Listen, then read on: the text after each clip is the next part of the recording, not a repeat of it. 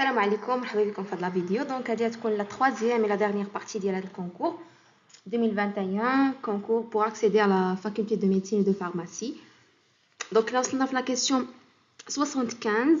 Dans l'ensemble C, si Z1, module de Z1 égale à module de Z2 égale à 1, et Z1, module de Z1 plus Z2 égale à racine de 3, alors module de Z1 moins Z2 égale à combien?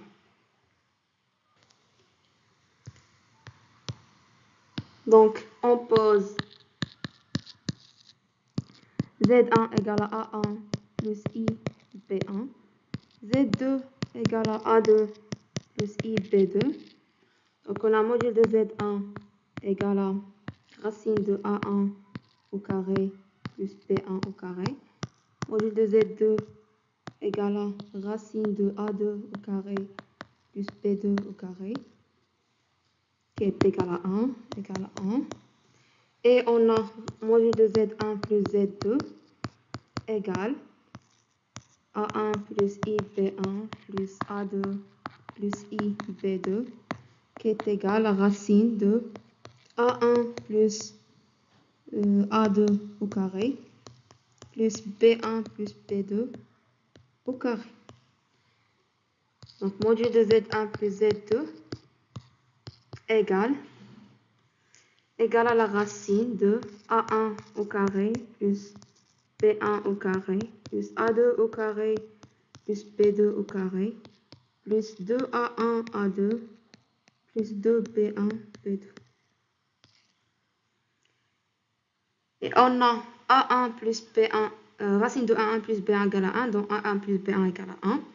Donc ça c'est égal à 1 plus A2 plus B2, la racine égale à 1, donc A1, A2 plus B2 égale à 1. Donc plus 2 facteurs de A1, A2 plus B1, B2. Et ça égale à racine de 3. Donc on a 2 A1, A2 plus B1, B2 égale à 3. Égale à 1. Égale à 3. Moins 1, donc égal à 1. J'espère qu'on va cliquer. OK. Ensuite, on a module de Z1 moins Z2 égale module de A1 plus IB1 moins A2 plus IB2, donc égal à la racine de A1 moins A2 au carré plus B1 moins B2 au carré. Donc égal à A1 au carré plus A2 au carré plus B1 au carré plus B2 au carré moins 2 A1 A2 moins 2 B1 B2. Donc égal A1 plus B1 au carré, c'est 1. A2 au carré plus B2 au carré, c'est 1. Moins 2 facteurs de A1 A2 plus B1 B2. Et ça, on a démontré que c'est égal à 1. Donc, égal à racine de 1 plus 1 moins 1. Donc, égal à racine de 1. Donc, la bonne réponse, c'est A1. Question suivante. UN est la suite définie par U0 égale à 0 et U1 égale à 1. Et pour tout n appartenant à n étoile, UN égale à racine de UN plus 1 au carré plus UN moins 1 au carré sur 2. Donc, on a, quel que soit n appartenant à n étoile, UN égale à racine de UN plus 1 au carré plus UN moins 1 au carré sur 2. Donc, ça implique que UN au carré, 2UN au carré égale à UN plus 1 au carré plus UN moins 1 au carré. Donc, ça implique que UN plus 1 au carré moins UN au carré égale à UN au carré moins UN moins 1 au carré égale à U2 au carré moins U1 au carré égale à U1 au carré moins U0 au carré. U0 égale à 0, U1 égale à 1, donc c'est égal à 1. Donc on a UN plus 1 au carré moins UN au carré égale à 1. Donc, UN au carré est une suite arithmétique de raison 1 et de premier terme U0 au carré qui est égal à 0. Donc, on a UN au carré égale à U0 au carré plus NR, donc c'est égal à N. Donc, ça implique que UN égale à racine de N. Donc, ça implique que la limite quand N tend vers plus l'infini de UN égale à la limite quand N tend vers plus l'infini de racine de N qui est égale à plus l'infini.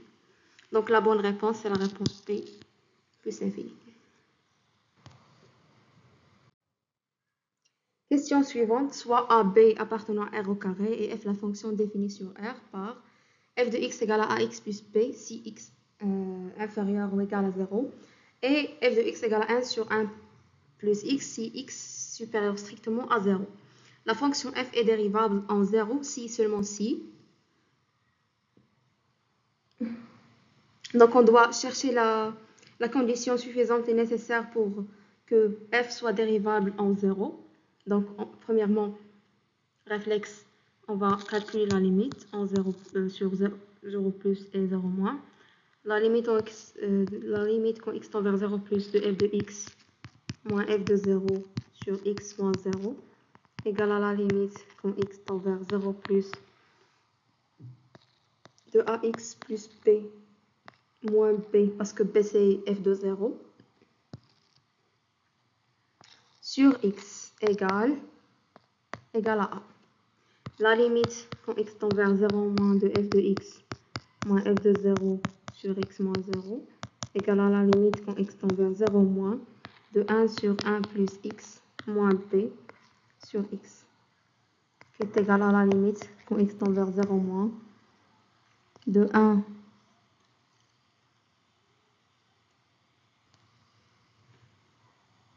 moins b moins xb sur x facteur de 1 plus x, donc égal à la limite quand x tend vers 0 moins de 1 moins b sur x facteur de 1 moins plus x moins b sur 1 plus x. Donc f est dérivable en 0 si seulement si ça égale à 0, 1 moins b égale à 0 pour se débarrasser de ce x. Donc 1 moins b égale à 0.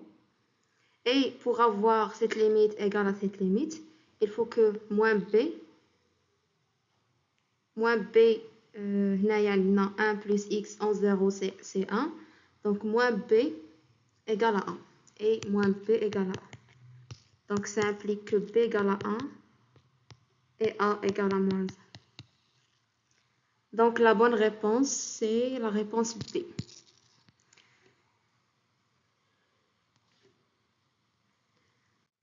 Question suivante. Soit A, B appartenant à R carré et F la fonction définie sur R par f de x égale à 3x carré plus 2ax plus b.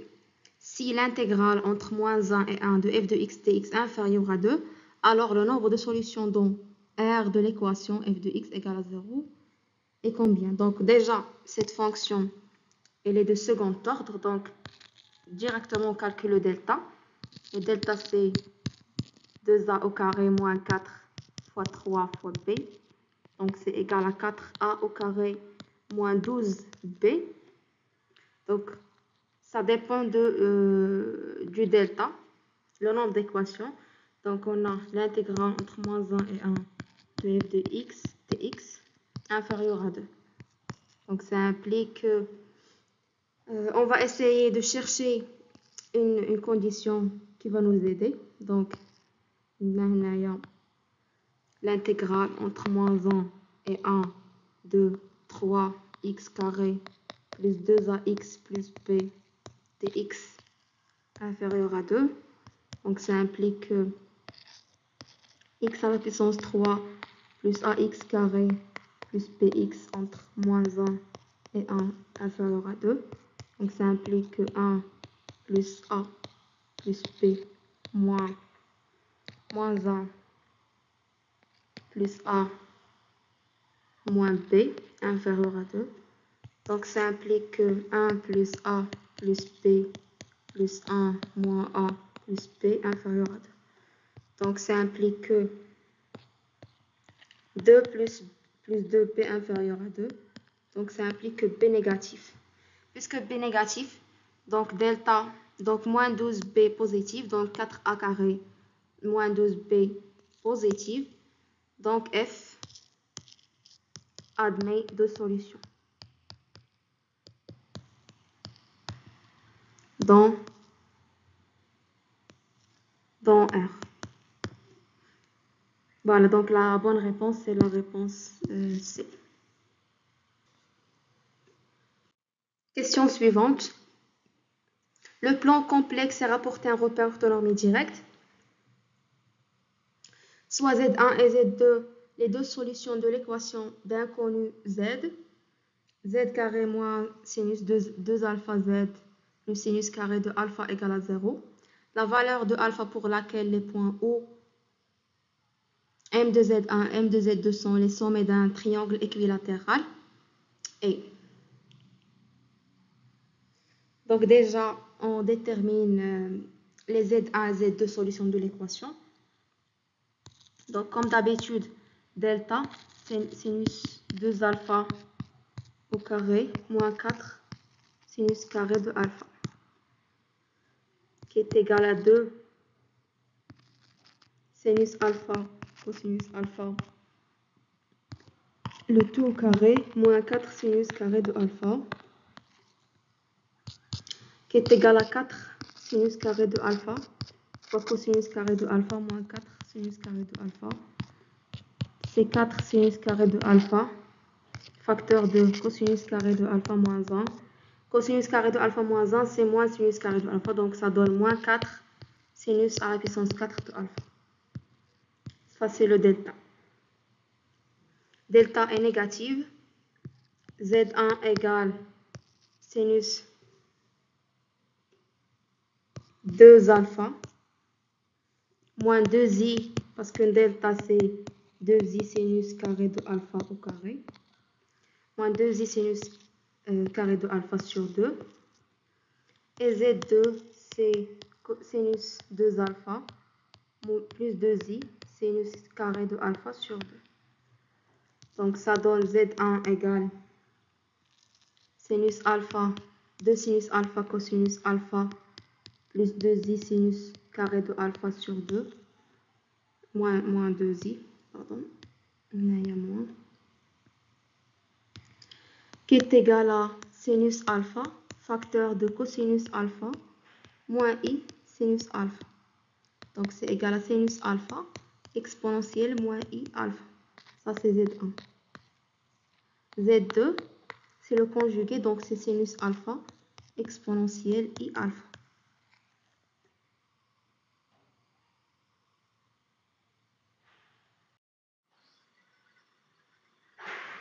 Donc on a OM1, M2 est équilatéral. Si seulement si OM1 égale à OM2 égale à M1, M2, ou bien OM1 égale à OM2 et OM1, OM2 égale à plus ou moins pi sur 3, modulo de pi. Donc un triangle équilatéral, soit on montre que ça égale à ça égale à ça, soit on montre que ça égale à ça et que ça égale à pi sur 3. Donc on a OM1 égale à OM2 parce que Z1, module de Z1 c'est module de Z2 égale à sinus alpha. Et on a argument ou bien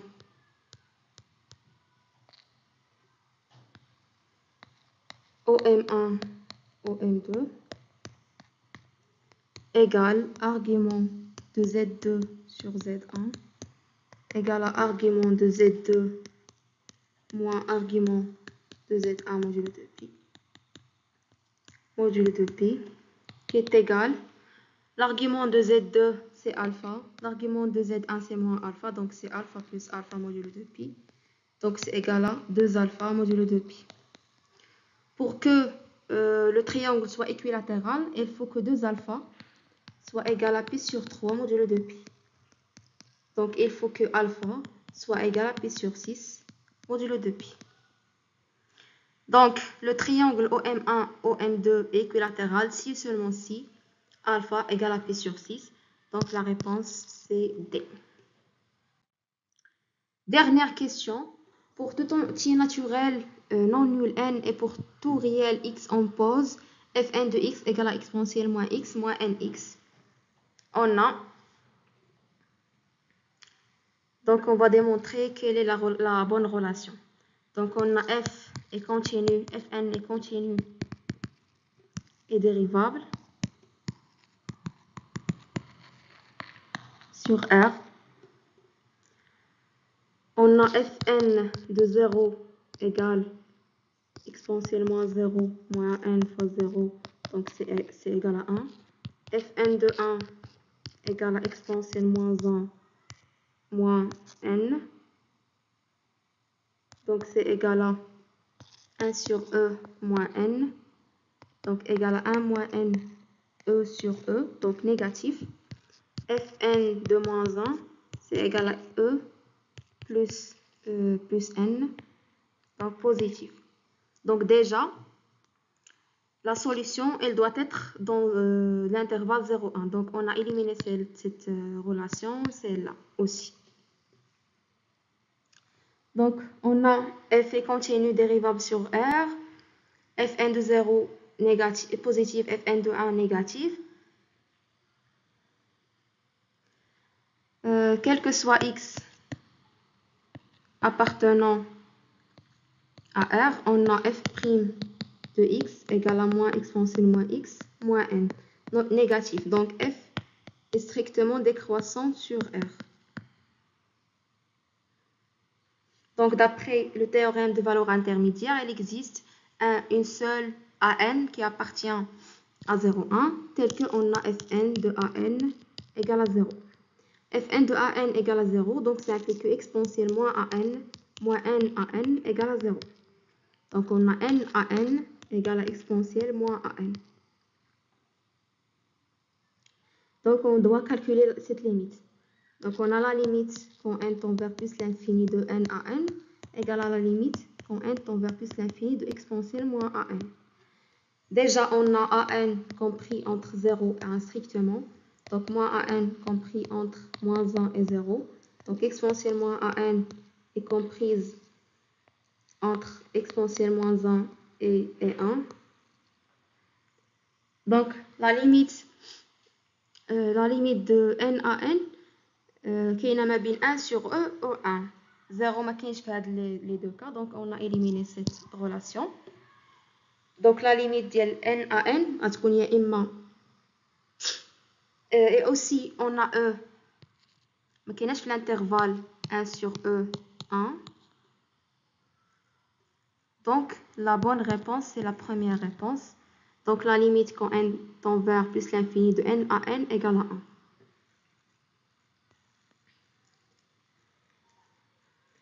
Voilà, c'est tout pour cette partie. J'espère تكونوا استفدتوا من هاد les vidéos.